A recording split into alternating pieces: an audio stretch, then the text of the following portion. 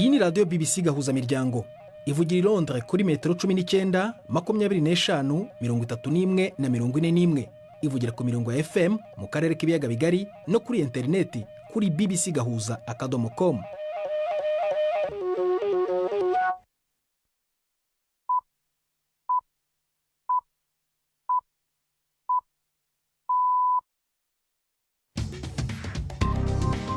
Ubu ni saa 10:30 ku isaha mpuzamahanga ya GMT, ni saa 12:30 ku masaha yo mu Rwanda no mu Burundi. Muri studio muri kumwe na Prudence Ngiyumva.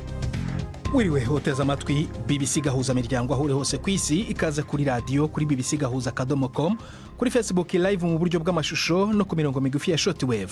Dore ingingo z'ingenzi z'amakuru turambora mu kanya kuri uyu wa gatatu tariki ya 13 z'ukwa 11. Umusirikare wo mu ngabo z'u Rwanda araregwa kwica arashe abantu 5 mu karere ka Nyamasheke mu burengerazuba bw'igihugu, ariko icyamuteye gukora iri bara ntikiramenyekana. Polisi muri Afurika y'Epfo yabwiye BBC ko abantu babarirwa mu bihumbi bacukura mu birombe by'amabuye y'agaciro ku buryo bunyuranye n'amategeko bataheze mu birombe, ariko banze kuzamuka aho bategerejwe kugira ngo batabwe muri yombi. Mu kiganiro cy'abagore uyu munsi turavugana na Amandine Nzasanga Maria, umunyarwandakazi utunzwe n'akazi ko gusiga abahanzi ibirungo by'ubwiza. Twebwe ibyo dukora nyirizina tukora ubwo bwiza nyine cyangwa se ibyo birungo by'ubwiza byo gutunganya abantu mu maso, ukabona twaduheri twagiye, ukabona twatuntu tw'amabara turimo twagiye, bagasa neza, bakagenda basa neza. Hari navugwa mu mikino muri biganiro wowe na Nina Iradukunda.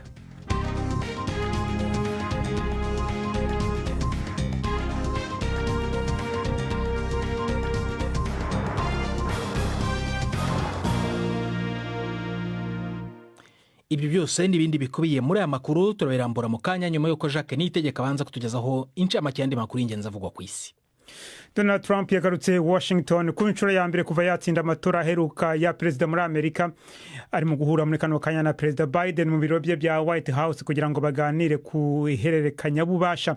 Uyu ni umugenzo bwana Trump atigeze yubahiriza igihe Joe Biden yamusimburaga hashize imyaka 4. Bwana Biden yasezeranyije ihererekanya bubasha rikozwe neza, nubwo yagiye avuga ko Trump ari ikibazo kibangamiye demokarasi ya Amerika. Mbere yo kwerekeza muri White House, bwana Trump yagejeje ijambo ku badepite n'abasenateri mu ishyaka ry'aba Republican, aho yababwiye ko intsinzi yabo yo muri uku kwezi isobanuye ko mu gihe kiri imbere nibyongera kubahira bashobora no kuzatsinda muri leta zisanzwe zitora cyane abademokrate. Igipolisi muri Mozambique kitabaje ibyuka biryana mu maso mu gutatanya bari mu myigaragambyo mu murwa mukuru Maputo mu gihe umwuka akomeje kuba mubi mu gihugu. Umukuru batavuga rumwe n'ubutegetsi Venancio Mondlane yahamagaje imyigaragambyo y'iminsi 3 mu gihugu hose guhera uyu munsi igomba kwibasira imirwa mikuru y'intara, ibyambu n'imipaka. Mbere yaho abashoferi b'amakamyo bari bafunze umupaka w'ingenzi ukoreshwa mu kwinjira muri Afurika y'Epfo. Imbarutso y'imyigaragambyo n'uburiganya bukomeye bivugwa ko bwakozwe mu matora yabaye mu kwezi gushize agatsindwa n'ishyaka riri ku butegetsi rya Frelimo. Abasirikare bafite intwaro ziremereye boherejwe hirya no hino mu gihugu. Impirimbanyi z'uburenganzira bw'ikiremwa muntu muri Iran ziravuga ko hari umugabo wanyonzwe ku nshuro ya kabiri nyuma yaho igikorwa cyo kumwica amanitswe cyahagaritswe hashize amasegonda 30 gitangiye, igihe aho umuryango we bahise bavuga ko amuhaye imbabazi. Bibaye igihe umuryango uharanira uburenganzira bw'ikiremwa muntu muri Iran ufite icyicaro muri Norvege utangaje ko ibihano by'urupfu byiyongereye muri uyu mwaka muri Iran, aho mu kwezi gushize kwa 10 honyine hishwe abantu batari munsi y'166. Ni inkuru ya Sebastian Asha mugezweho na Jean-Claude Mwabutsa. Ijambo rimwe ryonyine niryo ryari ryarokoye ubuzima bwa Ahmad Alzadeh ku nshuro ya mbere mu gihe hari hatangiye igikorwa cyo kumubamba mu kwezi kwa 4 uyu mwaka. Umuryango wagiriwe nabi warashakuje uvuga ko umuhaye imbabazi. Icyo gihe uyu mugabo w'imyaka 26 yamanuwe ku ibambiro ahita ahabwa ubutabazi bwo kumusubiza ubuzima, ariko ibi byaje kuba iby'agahenge k'igihe gito. Alzadeh wahaganye icyaha cy'ubwicanyi ngo yaje kunanirwa gutanga indishyi y'uru rupfu, ikiguzi cyemewe mu migenzo ya Kisilamu kigahabwa umuryango wiciwe nk'ingurane y'ubuzima bw'uregwa gukora icyaha. Byarangiye abambwe ku nshuro ya kabiri, kandi kuri ubu nta kintu cyatunguranye ku munota wa nyuma ngo kibe cyamurokora. Ibihumbi by'abacukuzi b'amabuye y'agaciro batemewe n'amategeko muri Afurika y'Epfo banze kuva mu kirombe kitagira nyiracyo mu ntara y'Amajyaruguru y'Uburengerazuba batinya gufatwa. Polisi yabwiye BBC ko bitandukanye n'amakuru yatanzwe kare, abo bacukuzi ntibaheze muri icyo kirombe ariko ibiribwa n'amazi byahagaritswe. Abapolisi bari mu gukurikiranira hafi inzira zisohoka ziva muri icyo kirombe kiri mu gace ka Stilfontein bategereje ko abo bacukuzi bazamuka hejuru. Benshi bivuga ko hari abimukira badafite ibyangombwa bava mu bihugu by'ibituranyi, bakunze kumara ibyumweru byinshi hasi mu birombe bashakisha ibisigazwa bya zahabu na diyama. Leta ivuga ko izabafasha gusa ari uko basohotse.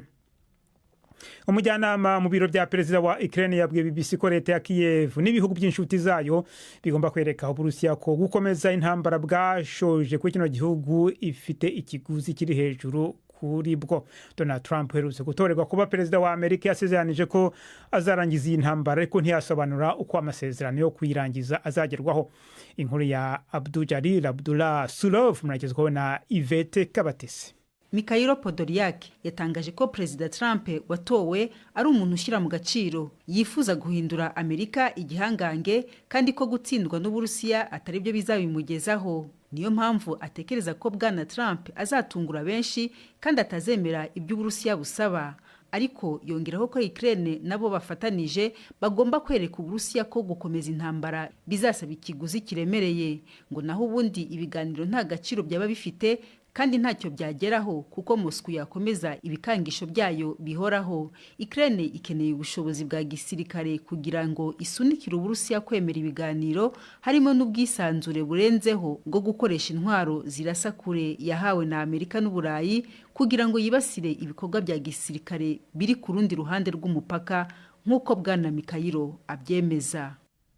Urukiko rw'ikirenga mu Buhindi rwafashe umwanzuro wo kudashyigikira igikorwa cyo gusenya amazu y'abantu baregwa ibyaha. Impirimbanyi zivuga ko kibasira cyane abayisilamu. Ikizwi nka tingatinga cyangwa se ubutabera bwihuse hashize imyaka mike kiboneka cyane cyane muri leta ziyobowe n'ishyaka riharanira inyungu z'abahindu BJP. Iki cyemezo cy'urukiko rw'ikirenga kivuga ko abayobozi badashobora gusenya amazu n'inyubako z'ubucuruzi kubera gusa ko nyirazo hari icyaha ashinjwa. Abanenga leta bavuga ko gusenya kenshi bikurikira urugomo rushingiye ku idini cyangwa imyigaragambyo. Ibi ariko leta irabihakana. Urakoze Jacques Nitegeka kuri ayo makuru ya BBC.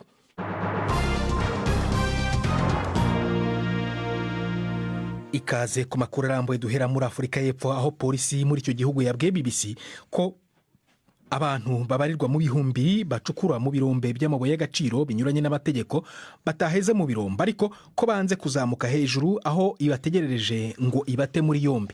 Bigereranywa ko abagera ku bihumbi 4 baheze munsi y'ibirombe mu gace ka Stilfontein mu majyaruguru y'uburengerazuba bw'igihugu. Inkuru ya Nomusamasego uri Johannesburg muragezwaho na Florentine Kwizera.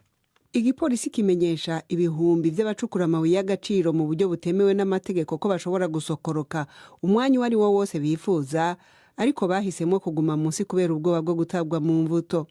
Bikekwa yuko benshi muri abo bamaze amayinga bagomye mu kirombe ari abanyamahanga batagira ibyangombwa.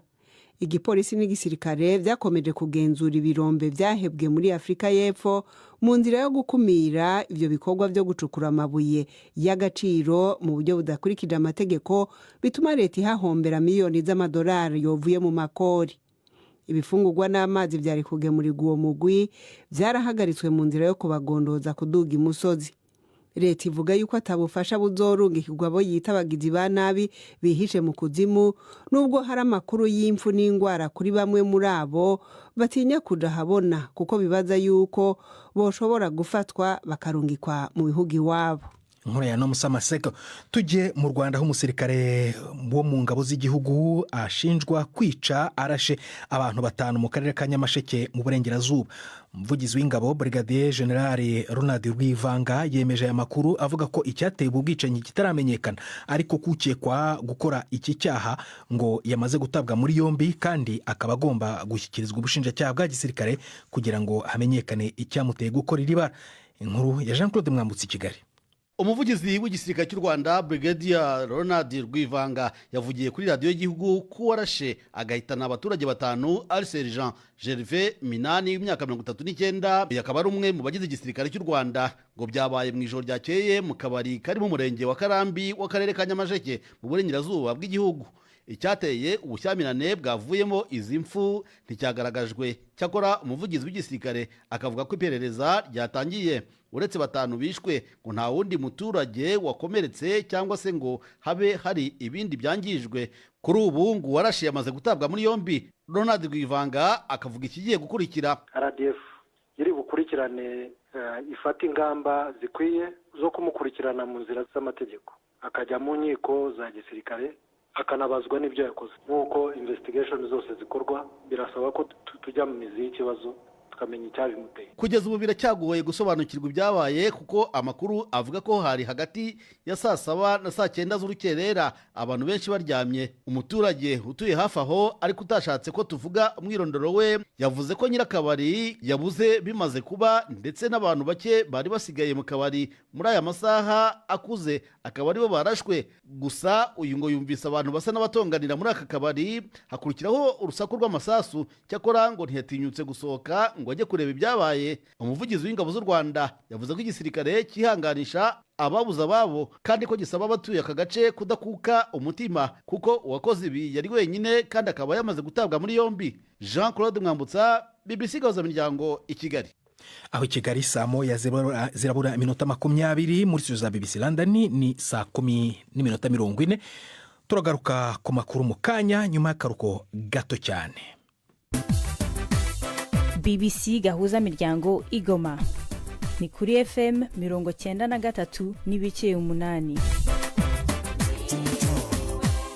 Tujye mu Burundi ahari guhimbazwa munsi wahariwe kaminuza nkuru y'iki igihugu n'isabukuru y'imyaka 60 ishize kuva iyi kaminuza itangiye. Ibi bikorwa biri kuba mu gihe ariko iyi kaminuza isanzwe ari niya mbere ifite imibare minini y'abanyeshuri yugarijwe n'ingorane zitandukanye zirimo nk'abigisha badahagije n'inyubako nke ndetse n'amikoro. Ibindi tubibaze Jedasi Hundi Mpundu i Bujumbura. Ibikorwa byo guhimbaza isabukuru y'imyaka 60 iheze kuva kaminuza y'u Burundi ivutse hamwe n'ibyo guhimbaza indwi yihariwe biriko bibera mu bigo byose biyigize. Igisata cyose kigenda cerekana ivyo caranguye canke ubushakashatsi cakoze bushobora gufasha mu iterambere ry'u Burundi.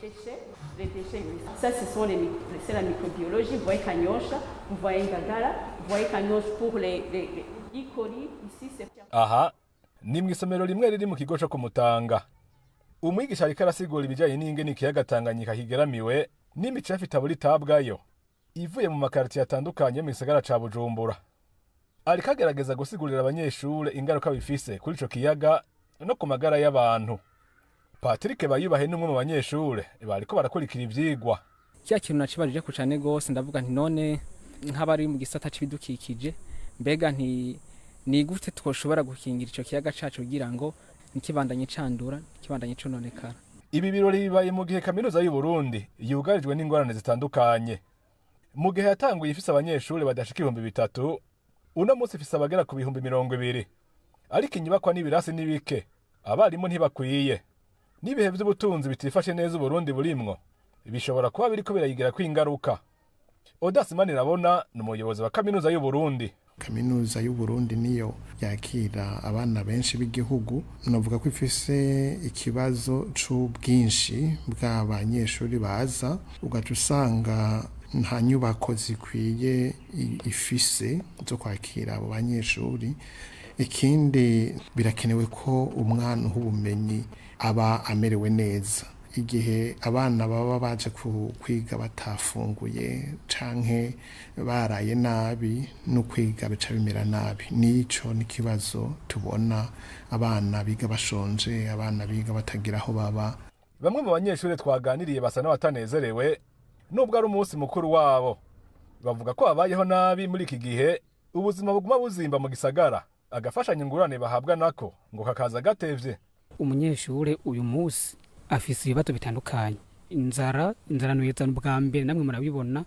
Bwa mbere barafungura bakabaha ibitari bike, mugabo ubu arimenya ubumenyi ubusikirenga. Umunsi ntibimeze neza cyane kubera ko ubuzima mu gisagara butera buzimba gose nagafashanya ngorane baduha ubu niyo tukarose kaza gateba kandi iyo gatevye naho urumva duca tuba turafata amadeni gashitse tugaca turiha amadeni ugaca usanga nta nico katumariye cyane. Odas Manirabona arongoye kaminuza y'u Burundi avuga ko bariko barategura igitabo c'imigambi y'iyi kaminuza kigiye gutekanya ingene ingorane zitandukanye mu bisata vyose zizotorerwa inyishu. Bariko kandi bihutira kongereza akanovera k'indero. Igikuru turiko turashira kw'inguvu nuko ja ku buhinga bwa none kuko twabonye tugiye ku buhinga bwa none biranafasha n'iki kibazo c'inyubako kikagabanuka kandi birafasha abanyeshure kuja ku rundi rwego n'ivyo bataronse mu ishure bakabironka bagiye ku buhinga bwa none. Ikindi turiko turashiramo inguvu nuko inyigisho zacu twozishamo kanovera na cyane kuziha intumbero yo gukora mwe twita professionalisation kugira ngo abana bige bahejeje ku ishuri baca baja gukora bikaborohera. Turipfuza kubaka amazu y'uburaro kandi tukashiraho n'uburiro bw'abanyeshuri eka n'abakozi. Mu Burundi urugero rw'abanyeshuri biga muri kaminuza zitandukanye ruracari hasi cyane, ni ibice 5% gusa. Gildas Yuhundi Impundu Ibujumbura. Urakoze Gildas. Ibyo bikorwa rero byo kwizihiza iyo sabukuru ya kaminuza bikaba byaratangiye kuwa mbere bikaba biteganyijwe kurangira kuwa gatanu w'iki cyumweru. Tujye muri Afrika y'Epfo aho musenyeri mukuru wa Cape Town mu idini ya Anglikani yagaragaje akababaro atewe n'iyegura rya musenyeri mukuru Justin Welby mucyo yasobanuye nk'icyemezo gishimitse cyo kwemera amakosa.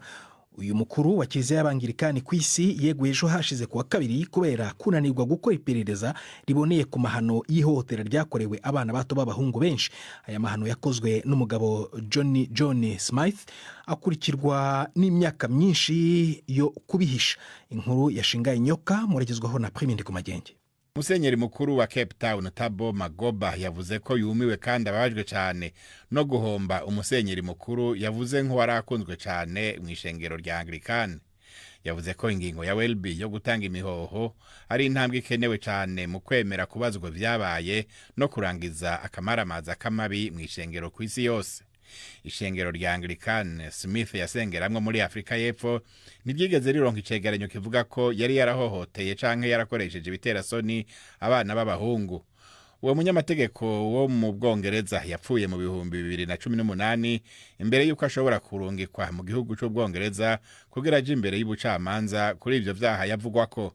Muri Zimbabwe aho yahohoteye abana b'abahungu mu makambi yo mu buruhuko y'abakristu yarajeje gutunganya, Anglikani yo mu Bwongereza yaraneguwe kuba itigeze igabisha Zimbabwe ku nyifato ya Smith mu Bwongereza. Inkuru yashinga inyoka itugejeje ku mwanya w'imikino na Yves Bucyana. Imikino kuri BBC Gahuza Miryango. Ndabashuje mwese abateze amatwi BBC. Amakuru y'imikino aribanda ku mikino yo guhatanira itike y'igikombe cya Afrika kizakinwa umwaka utaha mu gihugu cya Maroc. Tureba amahirwe amakipe yo mu karere yabasigaranye yo kuzajya mu mikino ya nyuma. U Rwanda ruzahura na Libya ku munsi w'ejo i Kigali, mu gihe Benin izakira Nigeria i Abidjan mu gihugu cya Cote d'Ivoire. Iyo mikino niyo mu itsinda rya kane. Super Eagles ya Nigeria ikeneye inota rimwe gusa ku mukino wa Benin. Uko ibintu bihagaze, ikipe imwe hagati ya Benin n'u Rwanda isa nkaho yiteguye kuzaherekeza Nigeria mu mikino ya nyuma. Buri kipe ishigaje imikino ibiri. Benin ifite amanota 6 naho u Rwanda rufite amanota 5. U Rwanda rushigaje Libya na Nigeria mu gihe Benin ishigaje Nigeria na Libya. Mu itsinda rya 11 Uganda ikeneye inota rimwe gusa mu mikino ibiri ishigaje. Kuwa gatanu izahura na Afrika y'Epfo Bafana i Kampala, ndetse ikazerekeza i Brazzaville gukina na Congo kuwa kabiri w'icyumweru gitaha. Uganda niyo kipe yo mu karere iri mu mwanya mwiza wo kongera kubona itike y'igikombe cya Afrika nyuma y'icya 2019.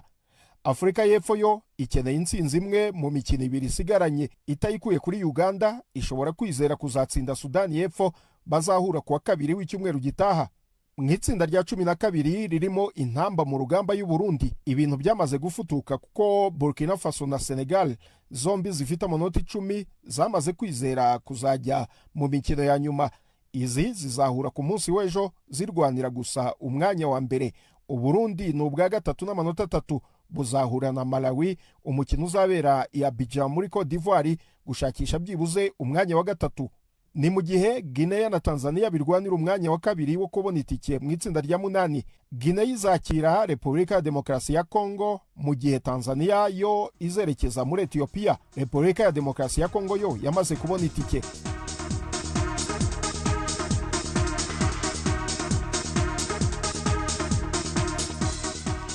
Soreze mu Bwongereza, umuyobozi w'abasifuzi muri shampiyona y'Ubwongereza Howard Webb avuga ko West Ham itari ikwiye guhabwa penalty mu mukino wa nyuma wa Erik ten Hag nk'umutoza wa Manchester United. West Ham yahawe penalty bisabwe n'umusifuzi wungirije wari kuri VAR Michael Olive nyuma yo kuvuga ko Matic de Ligt yakoreye ikosa Danny Ings.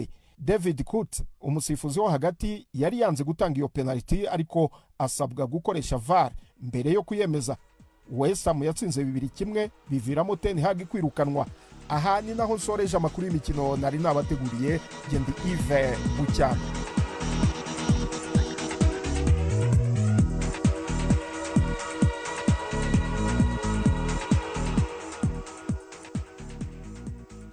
urakoze Yves Bucyana. tunaguma aho ngaho i Kigali mbararikire ikinamico urunana y'ejo kuwa kane hano kuri BBC Gahuzamiryango.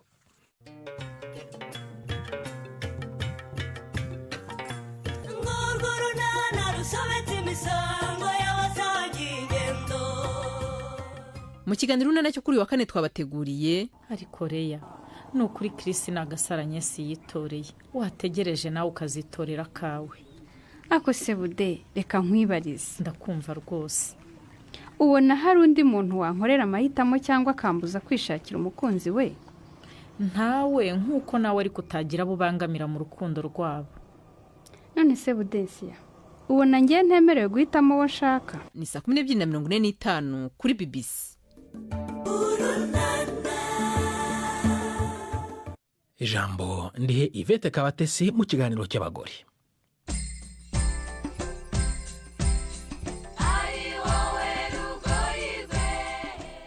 Mwiriho neza. Amandine Nzasanga Maria w'imyaka 28 akora umurimo wo gusiga abantu ngo base neza, bimwe bita makeup. Ariko umwihariko we irimo no gusiga abantu bakina muri za filime birimo bijyanye n'ibisebe cyangwa se umuntu yabyimbye n'ibindi bikagaragara nkaho hari ukuri kandi atari ko biri. Aho akorera mu nzu yise SFX Makeup niho twamusanze atubwira iby'uwo murimo udasanzwe. Muri makeup harimo ibice bitandukanye. Twebwe ibyo dukora nyirizina tukora ubwo bwiza nyine cyangwa se ibyo birungo by'ubwiza byo gutunganya abantu mu maso, ukabona twaduheri twagiye, ukabona twatuntu tw'amabara turimo twagiye, bagasa neza bakagenda basa neza. Tukagera n'ikindi gice kiri cinematique kirimo makeup za art. Izo makeup za art ni umwihariko wundi. Wa muntu wakomeretse ufite ibisebe, ibyo bisebe turabikora ku buryo bireba ukabona ni ibisebe byanyabyo kandi bidahari. Ibyo nibyo dukora. Ibyo bintu biroroshye Amandi, bikorwa bite? Watwereka hano gatoya? Nakwereka nko muri ibi ngibi bya special effect bidasanzwe. Ibi bidasanzwe urabona nk'aya ngaya ni amaraso akomeye y'ikiremve, kambyite gutyo. Uyu muntu yagushyizeho uhita ubona ari amaraso. Umuntu yakwikanga agize ngo niyo, ariko mu by'ukuri aya ni amaraso y'amakorano nayo gukoresha nyine muri aka kazi kacu. Ubu se akoze mu ki? Ndabona base nkaho bikomeye mbikozeho. Aya ngaya tuyagura muri Amerika, hano mu Rwanda ntayahaba. Ariko bikoze ku buryo bitagira ikintu bitwara umuntu, wanayashyira ku rurimi ntagire icyo gutwara, bameze nka jus, katubyite nk'umutobe, ku buryo ubona n'abantu iyo bari gukina barwana kubona mu kanwa havuyemo amaraso, n'aya ngaya bashyize mu kanwa.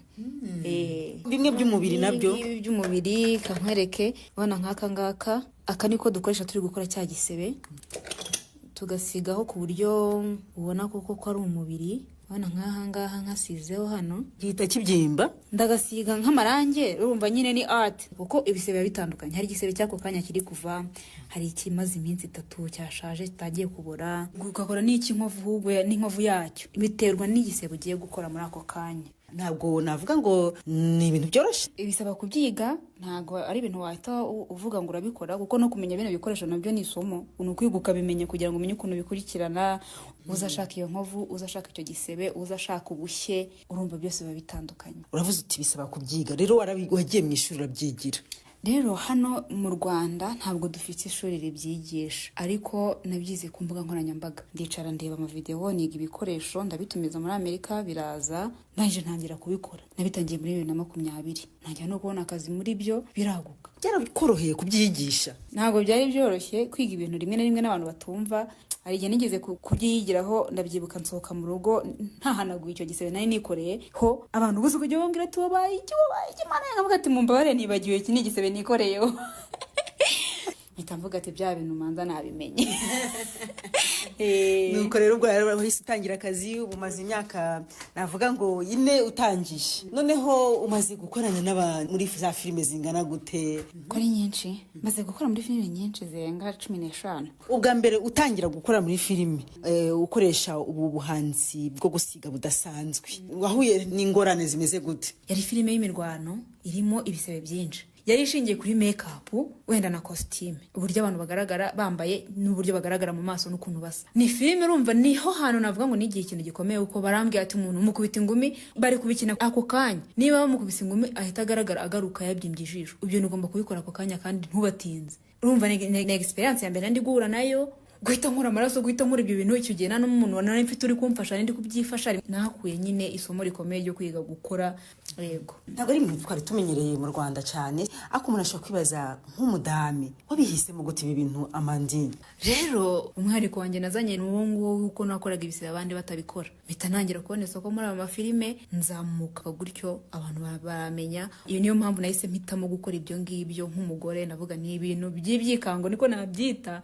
Abagore benshi batanatinyuka gukora, userebye no mu bindi bihugu usanga abagabo ari bo babikora cyane kubera biteye ubwoba. Urumva rero ku mugore ku ruhande rumwe ashobora kumva bigoye, kuko no gukora filime ntabwo byoroshye, kuko bisaba amajoro, bisaba kuzinduka cyane, rimwe na rimwe ukabizinduka utwite. Nka filime nakozemo bwa mbere nayikoze ntwite, byansaba kuzinduka saa 11 nkataha nka saa 4 z'ijoro. Nabyaye hashize icyumweru kimwe turangije kuyikora. Ni ugukora nyine nk'umusirikare, reka mbyite gutyo. Ariko urabikora bikagenda, akenshi biterwa n'imitekerereze yawe n'ubushobozi bwo kwihangana ugira. Nibyo bituma akazi ubasha kugakora, cyane cyane uri umumama. Hanyuma rero ukunda kubona abahe bakiriya uretse ibyo bya filime? Abakiriya banje rero ni ingeri zose. Hari abamama baza n'abakobwa baza baje kwisiga ku by'ubwiza gusa, ari aba fashion bakunda iby'imideri bitewe n'ama fashion show yabaye, ariko hari n'abagabo. Noneho ntago bikiri by'abadamu gusa, ahubwo n'abagabo basigaye bisiga makeup. Dukorana n'ibyamamare cyane cyane, abahanzi bafite ama clip batandukanye. Urumva umusiga afite ubwoba avuga ati yamindura nk'abakobwa, abantu bakanseka, yakwirira muri miruwari umaze kumusiga akatavuga ati siko bya bintu ari byiza, ubutahita kubwira none gutyo bikagenda bikura. Bimaze kuneza imbere kuko urumva natangiye niyo n'utuntu dukeya, ubona nuko bimaze kuba byinshi, ni igishoro kinini. Ubonye ko dufite na studio, tumaze kwaguka. Nuko byanjye nkeneye bya buri munsi byose biva hanga gufasha abo banyeshuri banjye bari mu mafilime barimo barakora ubungubu. Amandine Nzasanga Maria ukora umwuga wo gusiga abantu cyane cyane muri za filime. Naha rero dusoreje, muramuke neza. Uramuke nawe Yvette ndetse na Amandine mwaganiraga. Jacques agarutse muri studio kutugezaho agezweho ku isi. Igipolisi muri Mozambique kitabaje ibyuka biryana mu maso mu gutatanya abari mu myigaragambyo mu murwa mukuru Maputo, mu gihe umwuka ukomeje kuba mubi mu gihugu. Umukuru w'abatavuga rumwe n'ubutegetsi yahamagaje imyigaragambyo iminsi 3 mu gihugu hose guhera uyu munsi, igomba kwibasira imirwa mikuru y'intara, ibyambu n'imipaka. Impirimbanyi z'uburenganzira bw'ikiremwamuntu muri Iran ziravuga ko hari umugabo wanyonzwe ku nshuro ya 2 nyuma yaho igikorwa cyo kumwica amanitswe cyahagaritswe hashize amasegonda 30 gitangiye, igihe abo umuryango we bahise bavuga ko bamuhaye imbabazi. Ibihumbi by'abacukuzi b'amabuye y'agaciro temewe n'amategeko muri Afrika y'Epfo banze kuva mu kirombe kitagira nyiracyo mu ntara y'amajyaruguru y'uburengerazuba batinya gufatwa. Polisi yabwiye BBC ko bitandukanye n'amakuru yatanzwe kare, abo bacukuzi ntibaheze muri icyo kirombe, ariko ibikorwa n'amazi byahagaritswe. Abapolisi bari gukurikiranira hafi inzira zisohoka ziva muri icyo kirombe kiri mu gace ka Stilfontein. urakoze Jacques Nitegeka. ngira ngo ni nahangaha dusagarikiye ibiganiro byacu byo kuri uyu wa gatatu. Utabashije kubyumva wajya kuri bbcgahuza.com. byari biyobowe na Nini Iradukunda, twafashijwe na Susan Lennon ku buhanga bw'ibyuma kugira ngo amajwi akugereho arongorotse. Ndi Prudence Ngiyumva wakoze guhitamo umugoroba wawe ubana na BBC Gahuza Miryango. Na hejo.